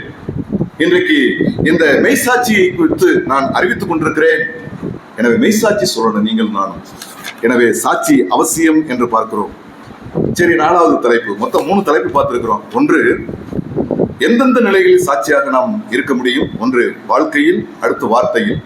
2வது எங்கெல்லாம் சாட்சியாக இருக்கணும்? குடும்பத்துல, சபையில, சமுதாயத்துல. 3வது சாட்சியாக வாழ்ந்தவர்கள் பழைய ஏற்பாடு, புதிய ஏற்பாடு நம்ம பார்த்துட்டோம். 4வதாக இப்படிப்பட்ட சாட்சி நம்மிடத்தில் உண்டா? நாம் ஆண்டவருக்கு சாட்சியாக வாழணும். நம்முடைய வாழ்க்கையில் அது காணப்படுகிறதா? எபேசியர் 5வது அதிகாரம் 14வது வசனத்தில் அப்போஸ்தலனாகிய பவுல் என்ன சொல்றாரு? எபேசியர் 5வது அதிகாரம் 14வது வசனத்திலே, ஆதலால் தூங்குகிற நீ விழித்து மரித்தோரை விட்டு எழுந்து, அப்பொழுது கிறிஸ்து உன்னை பிரகாசிப்பார் என்று சொல்லி இருக்கிறார். தட்டி கொடுக்குது இந்த வசனம், தட்டி எழுப்புது நம்ம அந்த வசனம். எழு, எந்திரிச்சு, தபராலே விழித்து எழு, பராக்கே விழித்து எழு. கிராமங்கள் எல்லாம் பாலா இருக்கு, நீ தூங்கிட்டு உட்காந்துருக்க. இந்த வசனம் நம்மளை தட்டி எழுப்புது. என்ன எழுப்புது? நீங்கள் எழுங்க, நீங்கள் எழுந்து தூங்குகிற நீ விழித்து மரித்தோரை விட்டு எழுந்துரு, அப்பொழுது கிறிஸ்து உன்னை பிரகாசிப்பார் என்று சொல்லி இருக்கிறார். கிறிஸ்து உன்னை சாட்சியாக வைப்பார். நீ குடும்பத்துல, சமுதாயத்துல, சபையில நீ சாட்சியாக பிரகாசிக்க செய்யணும்னாக்க ஆண்டவர் எழுப்பும் போது எந்திரிச்சிடணும். ஆண்டவர் தட்டும் போது நீங்கள் நான் எந்திரிச்சிடணும். இன்னொரு சபையை நமக்கு வாய்க்குமா வாய்க்காதான்னு தெரியாது. இப்ப பேசுற எனக்கு அடுத்த 10வது நிமிஷம் நிரந்தரம் இல்லை. உங்களுக்கு தெரியுமா? நான் பட்டா போட்டு வந்தவன் அல்ல. அடுத்த 10வது நிமிஷம் எனக்கு நிரந்தரம் கிடையாது. அதே போல உங்களுக்கு தான். ஒருவேளை இன்றோடு கூட என்னுடைய வாழ்க்கை முடியும் என்றால் நான் எந்த அளவுக்கு என்னுடைய குடும்பத்தில் சாட்சி உள்ளவனாய் வாழ்ந்திருக்கிறேன், என்னுடைய திருச்சபையில சாட்சி உள்ளவனாய் வாழ்ந்திருக்கிறேன், நான் இருக்கக்கூடிய சமுதாயத்துல சாட்சி உள்ளவனாய் வாழ்ந்திருக்கிறேன் என்பதை வைத்துத்தான் எனக்கு பிரதிபலன்கள் உண்டு. ஆண்டவர் பிரதிபலன் கொடுக்க வர்றார். இதோ நான் சீக்கிரமாக வருகிறேன், அவனவனுடைய கிரியைகளின்படி அவனவனுக்கு நான் அளிக்கும் பலன் என்னோடு கூட வருகிறது. ஆண்டவர் எம்டி பர்சனா வரல, நிறைய கொண்டு வர்றாரு. எதுக்காக ஆண்டவர் இதெல்லாம் உங்களுக்கு கொடுக்கத்தான் நான் கொண்டு வர்றேன். ஆண்டவர் வைத்திருக்கக்கூடிய அநேக விதமான கிரீடங்களை நீங்கள் நானும் பெற்றுக்கொள்ள, பரிசு பொருட்களை பெற்றுக்கொள்ள, அழியாத பரிசு பொருட்கள் இங்கே கொடுத்தா அழிஞ்சு போயிடும். பரலோகத்தை வச்சு தர்றாரு. அதெல்லாம் நித்தியமாக நீங்கள் நான் அணிந்து ஆண்டவரோடு கூட பேரின்ப வாழ்க்கை வாழப்போகிறோமே, அங்கே ரிவார்டும் அவார்டும் கொடுப்பதற்காக ஆண்டவராக இயேசு கிறிஸ்து வந்து கொண்டிருக்கிறார். நீங்கள் நானும் சாட்சியுள்ள நிலைமையில வாழ்ந்து கொண்டிருக்கிறோமா? விழித்து, அந்த வசனத்துல வாசித்தீங்கன்னா விழித்து விட்டு எழுந்துரு அப்படின்னு சொல்லி போட்டிருக்கு. 3 வார்த்தை. விழிக்கணுமா? விட்டு விட்டு விடு. நீங்கள் நான் விழிக்கணும், அடுத்து எழுந்திருக்கணும். அப்பொழுது கிறிஸ்து உன்னை சாட்சியாக வைப்பார், பிரகாசிப்பார் என்று சொல்லி இருக்கிறார் என்று வாசிக்கிறோம். நிறைவாக உங்களிடத்துல 3 காரியத்தை சொல்லி முடிக்கிறேன். மக்கள் நம்மிலே கிறிஸ்துவை காண வேண்டும். மக்கள் என்னிலே கிறிஸ்துவை காண வேண்டும். அதுக்கு என்னென்ன முயற்சி நீங்க எடுத்திருக்கீங்க இதுவரைக்கும்? இந்த முகாமிலிருந்து நம்ம எடுப்போம். மக்கள் குழு என்னை சூழ்ந்திருக்கிறது, என்னில் கிறிஸ்துவை காண வேண்டும். நான் எந்தெந்த அடிப்படையிலே கிறிஸ்துவை வெளிப்படுத்த வேண்டும்? 1. 2வது, மக்கள் நமது வழியாக கிறிஸ்துவை புரிந்து கொள்ள வேண்டும். கிறிஸ்துவை புரிஞ்சு கொள்ளாம நிறைய இருக்காங்க தெரியுமா? இப்ப இயேசு கிறிஸ்துவை பற்றி அறிவிக்கும் போது அநேகருக்கு எனக்கு இயேசுவை ரொம்ப பிடிக்கும், அவர் ரொம்ப நல்லவர் அப்படிலாம் சொல்றாங்க. அதனால அவங்க ரட்சிக்கப்பட்டவங்களா, அவங்க பரலோகத்துக்கு சொந்தமா மாறிடுவாங்களா? புரிந்து கொள்ளவில்லை. அவங்க இயேசு கிறிஸ்துவை புரிந்து கொள்ளாமல் இருக்கிறார்கள். இந்த கத்தோலிக்க மார்க்கத்தினர் இன்னும் இயேசு கிறிஸ்துவை குழந்தை இயேசுவாகவே வைத்து கும்பிட்டு கொண்டிருக்கிறார்கள். உங்களுக்கு தெரியுமா? ஏன்னா புரிஞ்சுக்கல, அவங்க தெரியல. அடுத்து இந்த 40 நாள் வந்துருச்சு அப்படின்னாக்க இயேசு கிறிஸ்து சிலுவை சுமந்ததோ நானும் சிலுவை சுமக்கிறேன் அப்படின்னு சொல்றாங்க. இன்னும் இயேசு கிறிஸ்து எதற்காக சிலுவை சுமந்தார் என்பதை புரிந்து கொள்ளாம இருக்கிறாங்க. அவங்க புரிஞ்சுக்கணும்னாக்க புரிஞ்சுக்கிட்டு நம்ம தானே சொல்லணும். எனக்கு முன்பு புரிதல் இல்லை, இப்ப புரிதல் இருக்கு. இந்த புரிதலை வச்சு நான் என்ன பண்ண போறேன்? அவங்களுக்கு புரிதலை சொல்லிக் கொடுக்க வேண்டும் என்று பார்க்கிறேன். வேளாங்கண்ணி, பழைய வேளாங்கண்ணி, புது வேளாங்கண்ணி, முட்டி போட்டு தரத்தரன்னு இழுத்து, முட்டி காலெல்லாம் இழுத்து ரத்தம் அப்படியே ஊத்தும். எனக்கு 3 முறை நான் பாத யாத்திரை போனாது. இப்ப எனக்கு புரிஞ்சிருச்சு அதுல ஒண்ணுமே இல்லைன்னு. இப்ப புரிஞ்சு கொண்டு நான் என்ன செய்யணும்? அதை சொல்லித்தானே ஆகணும். எங்க அக்கா தான் சொன்னேன், படா பைத்தியக்காரா அதுலதான் இருக்கு அப்படின்னாங்க. என்ன இருக்கு? காயம் இருக்கு, ரத்தம் இருக்கு, வலி இருக்கு, வேதனை இருக்கு, போங்க அண்ணன். இதுதானே பிரதர் இருக்கு. போனாங்க, இருந்துச்சு வலி, மெய்யான வழி எதிர்னாங்க. ஆண்டவரை ஏற்றுக்கொண்டாங்க, கர்த்தருக்கு ஸ்தோத்திரம், ரட்சிக்கப்பட்டாங்க. புரிதல் இல்லாமல் இருக்கிறார்கள். அந்த புரிதல் இல்லாதவர்களுக்கு நீங்கள் தானே மக்கள் நமது வழியாக கிறிஸ்துவை புரிந்து கொள்ள வேண்டும். அதுக்காக தான் ஆண்டவர் உங்களை வச்சிருக்கிறார். உப்பு வெளிச்சம் அதுக்கு தான் நீங்க. அடுத்தது, மக்கள் நமது வாழ்வினை கண்டு கிறிஸ்துவை விரும்பி ஏற்றுக்கொள்ள வேண்டும். எப்படிங்க? விரும்பி ஏற்றுக்கொள்ள வேண்டும். சிலர் எங்க வீட்டுக்காரு சபைக்கு வாவான்னு சொல்லி படுத்தினாரு, அதனால வந்தேன் அப்படின்னு சொல்லக்கூடிய இன்னைக்கு இருக்காங்க. சிலர் என் பொண்டாட்டி சாப்பாடு கூட போட மாட்டான், இன்னைக்கு பைபிள் ஸ்டடி உட்காருங்கலாம் சொல்லுவா, அதுக்காண்டி போன வந்தானா, ஒருவேளை சாப்பாட்டுக்காண்டி போன வேணாம் அப்படிலாம் சொல்றாங்க. அது எப்படியோ போகட்டும். மக்கள் நமது வாழ்வினை கண்டு கிறிஸ்துவை விரும்பி ஏற்றுக்கொள்ள வேண்டும். ஒரு ஆசையோடு, ஒரு விருப்பத்தோடு. அந்த அளவுக்கு நீங்கள் நானும் பாதிப்பை உண்டாக்க வேண்டுங்க மக்கள் மத்தியில். ஒரு சாட்சியுள்ள வாழ்க்கை, ஏதோ வாழ்றோம், உப்புச்சப்பு இல்லாத வாழ்க்கை வாழுவதற்காக ஆண்டவர் உங்களை என்னை அழைக்கலைங்க. அதுக்காண்டி நீங்கள் நானும் பரிசுத்தமான இயேசுனுடைய மரணத்தினாலும் அவருடைய ரத்தத்தினாலும் மீட்டுக் கொள்ளப்படவில்லை. ஒரு விசேஷித்தமான நிலைமையில உங்களையும் என்னையும் ஆண்டவர் அழைத்திருக்கிறார்.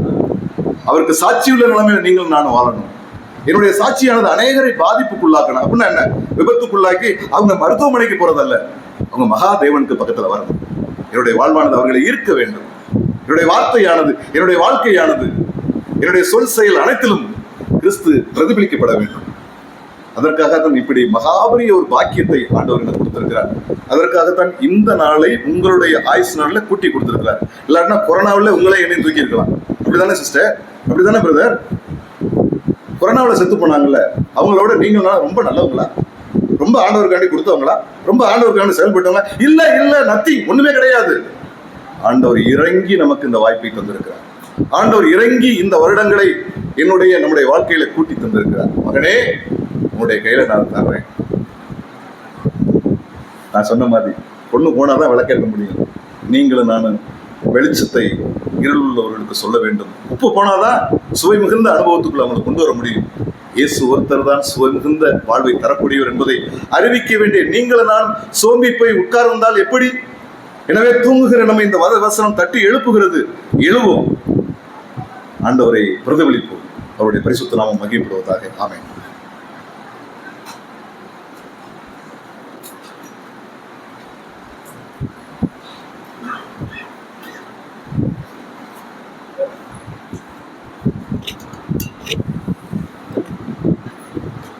பிரியமானவர்களே, நாம்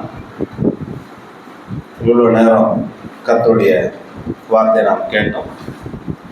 இந்த நாளில கூட சாட்சியுள்ள ஒரு வாழ்க்கை நாம் வாழ வேண்டும். நாம் எப்படி வாழ வேண்டும், எங்கெல்லாம் வாழ வேண்டும் என்று பரிசுத்த வேதாகமத்திலிருந்து நம்முடைய அருமையான சகோதரன் மூலமாக கர்த்தருடைய வார்த்தையானது நமக்கு கொடுக்கப்பட்டது. ஆகையினால் பிரியமானவர்களே, இப்படிப்பட்ட வேத வாக்கியங்களை நாம் கேட்கும் பொழுது, வாசிக்கும் பொழுது, அவைகள் பிரகாரமாக நாம் நடக்க கர்த்தர் நமக்கு உதவி செய்வாராக. இந்த கூட்டத்திற்கு நிறைவாக திருவள்ளூர் சபையில் வந்திருக்கிற நம்முடைய சகோதரர் நாகராஜ் அவர்கள் ஜெபம் பண்ணி இந்த கூட்டத்தை முடிவு செய்வார்.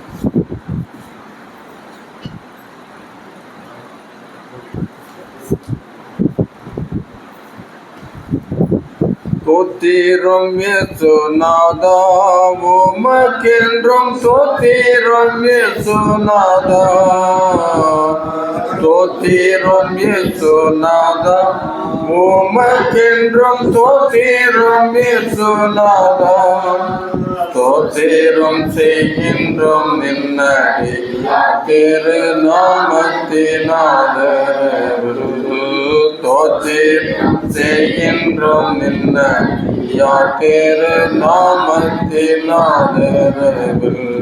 குடும்பங்களுக்கும் கர்த்தா வந்து அருமையான நேரத்துக்காக கர்த்தாவை சோதனைத்துக்கிறோம். கொண்டு வந்த அருமையான ஜீவன் உள்ள வார்த்தைகளுக்காக கர்த்தாவை சோதனைத்துக்கிறோம்.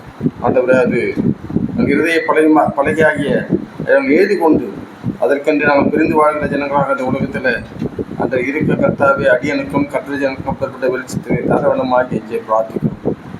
இந்த வார்த்தைகளை கர்த்தருடைய பிள்ளை மூலியமாக ஆண்டவரே, நீர் இந்த ஜீவனுள்ள வார்த்தைகளை அந்த தந்த தயவுக்காக கர்த்தாவை இந்த வார்த்தைகள் அநேக காரியங்கள் என்னோடய வாழ்க்கையில நடைமுறையில் கடைப்பிடித்து நடந்து உண்மையான ஆசீர்வாதத்தை பெற்றுக்கொண்டு அநேகருக்கு கனி கொடுக்கிற ஜனங்களாக, அநேகருக்கு வெளிச்சத்தை கொடுக்கிற ஜனங்களாக, கொர்நேலியு தன்னுடைய உறவினர்களையும் நண்பர்களையும் எல்லாரும் அழைத்து அன்பின் சுவிசேஷத்தை அறிவித்தது போல நாங்களும் எங்கள் குடும்பத்தாரும் பிள்ளைகளும் சபையாரும் எல்லாரும் ஏகமனமாக ஒரே நிலையில் நின்று கர்த்தருக்கு என்று பாடுபடுகிற ஜனங்களாக ஜீவிக்க கர்த்தான கிருபைத்தாரும், இந்த சிந்தை ஆயுதமாக தெரிந்து கொள்ள கர்த்தான கிருபைத்தாரும். அதுதான் எங்களை வசனத்தின் மூலமாக அநேக இடத்துல எங்களை உற்சாகப்படுத்துகிறது, தைரியப்படுத்துகிறது, விசுவாசத்தை முன்னேறி போகும்படி சொல்லுகிறது. அதனால இதை நாங்கள் இந்த சிந்தை ஆயுதமாக தெரிந்து கொண்டு வாழ்க்கையில் நடைமுறை கடைப்பிடித்து உண்மையான ஆசீர்வாதத்தை பெற்றுக்கொண்டு அநேகர் இந்த ஆசீர்வாதத்தை கொடுக்கிற ஜனங்களாக வாழ, பிரித்தெடுக்கப்பட்ட நிலைமையிலே வாழ கர்த்தாவை கிருபைத்தாரும். விஷயம் அடியனும் ஆண்டவரே, இந்த சபையில் இப்போ இருக்கிற ஆட்களில்